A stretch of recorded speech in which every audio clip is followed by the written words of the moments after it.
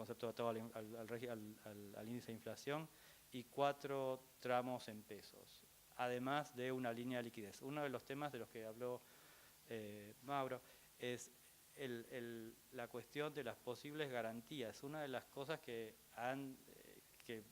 hace falta explorar en mucho detalle en los próximos meses, de acá hasta el momento de la presentación de las ofertas, es qué aspectos de la estructura en los términos de los pliegos, en los términos definitivos, pueden llegar a requerir elementos o componentes de lo que se llama credit enhancement, traducido a ampliación del crédito, pero básicamente donde puede ser no el tramo de deuda principal, los tramos comprometidos, o comprometidos sí, pero de uso contingente. Entonces, por ejemplo, una cosa que evita el esquema argentino, que para mí es uno de los problemas estructurales más sorprendentes del esquema colombiano, es que en los pagos por disponibilidad colombianos se paga un diferencial por diferencial de volumen de tránsito quinquenalmente. Desde el punto de vista de los bancos, financiar eso es imposible.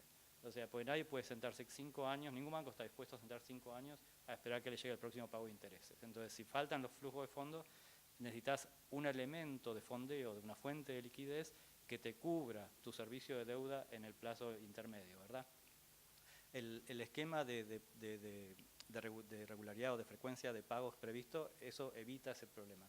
Pero hay otros elementos, como por ejemplo la capacidad de la autoridad concedente de ampliar en 20% más el total de las obras encomendadas, que podría llegar a prestarse a tomar alguna forma de estructuración de crédito de uso contingente. Entonces, a mí me parece que una vez que se den a conocer los términos definitivos, va a haber mucha necesidad de análisis, de identificación de posibles contingencias y cómo se resuelven desde el punto de vista de la estructuración financiera, porque desde el punto de vista de los financiadores, en última instancia, uno no quisiera desembolsar ni siquiera el primer peso o el primer dólar si uno no tiene la certeza de que se va a poder completar todo el proyecto, ¿verdad? Entonces uno tiene que tener cubiertas todas las contingencias identificadas, previstas y identificar una potencial fuente de fondeo para poder asegurarse de que el proyecto llega a su culminación y todos los pagos previstos van a ser recibidos. Muchas gracias, Norberto. Juan Martín.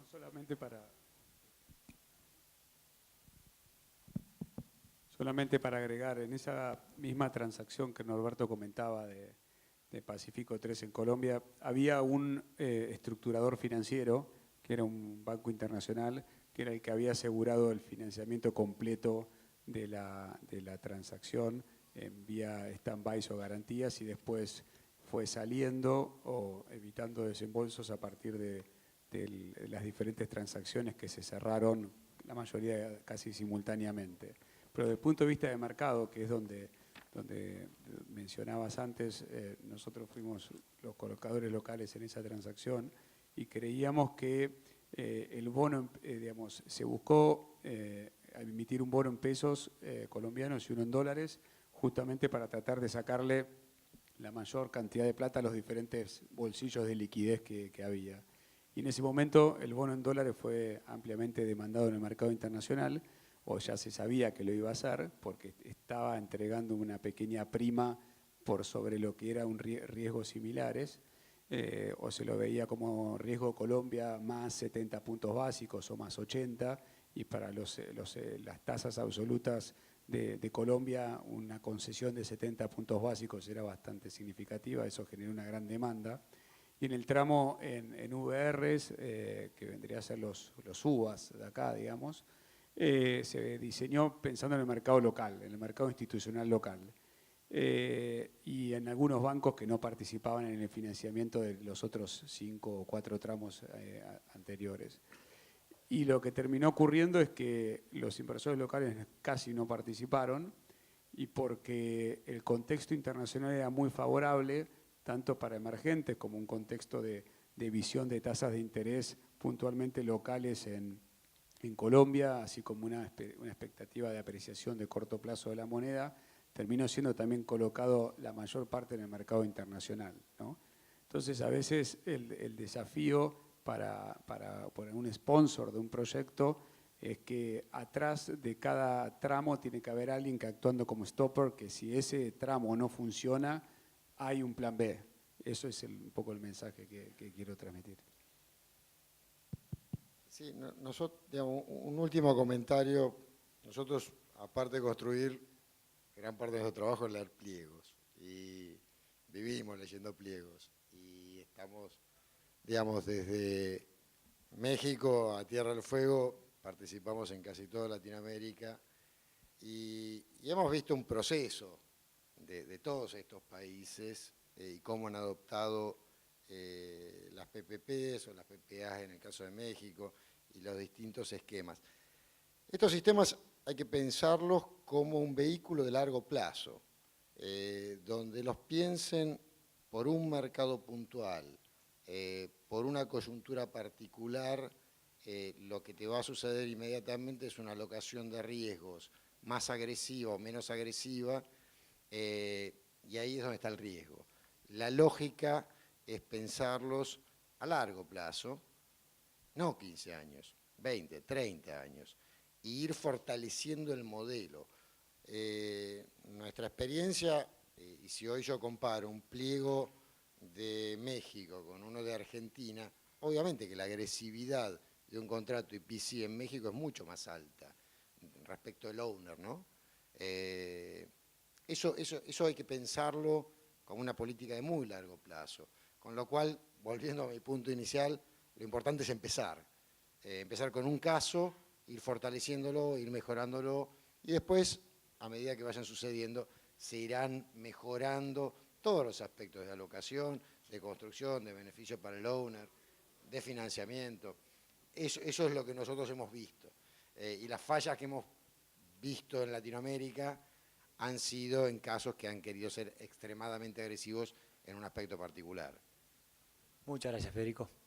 Mario, ¿algún comentario para cerrar? Hemos hablado más que nada de PPP nacionales, más que nada de redes viales, honestamente, pero también hay un mundo de PPPs provinciales y municipales.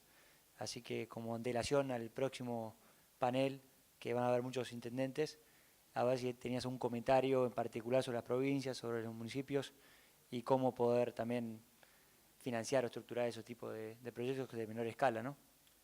Como por ejemplo iluminación, que ya escuché de varios casos, ¿no? Sí, es un tema, la verdad, extremadamente importante, el tema de, ¿se escucha, no? El tema de transferir, en cierta forma, la garantía de nivel nacional a nivel provincial y a nivel municipal también. Yo creo que de cierta forma lo que está haciendo Argentina es muy bien en cuanto a abrirse a aprender de otros países. Yo creo que es espectacular en ese aspecto la programación que están haciendo también y el éxito que han tenido con la parte de energía al principio. Y el acercamiento a la banca me parece que es súper correcto en cuanto a tratar de hacer todo lo posible como Estado por la reducción de riesgo. Eso eventualmente tiene que transferirse a un esfuerzo también a nivel nacional sobre cómo transferir esas garantías a nivel provincial y a nivel municipal, de manera de que no tengan que empezar a crearse instrumentos paralelos de garantía. En el caso de Brasil existen muchos fondos de garantía, es lo que más se utiliza, pero cada estado tiene libertad para hacer fondos de garantía de diferente manera. Puede ser con activos, puede ser con efectivo, puede ser con otros instrumentos financieros. Y lo complicado de tener esa variedad de estructuración es que el pricing de la deuda, porque la confianza sobre los estados no es la misma. Entonces llega a pasar que hay estados que pueden tener un fondo de garantía más estructurado que otro, pero la confianza del sector financiero con respecto a la capacidad de repago o la sostenibilidad de ese fondo de garantía a largo plazo no está, porque el marco regulatorio no lo permite o porque la adopción del marco regulatorio no se ha hecho bien.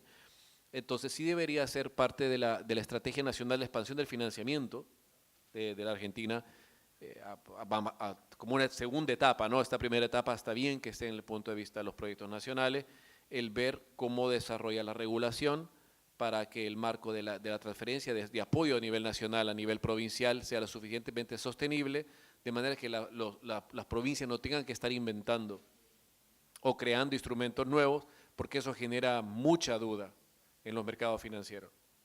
Y cuando hay dudas en los mercados financieros, empieza a subir el precio, sea de la deuda, sea del equity, o incluso el hecho de tener muy pocas propuestas para cualquier proyecto municipal.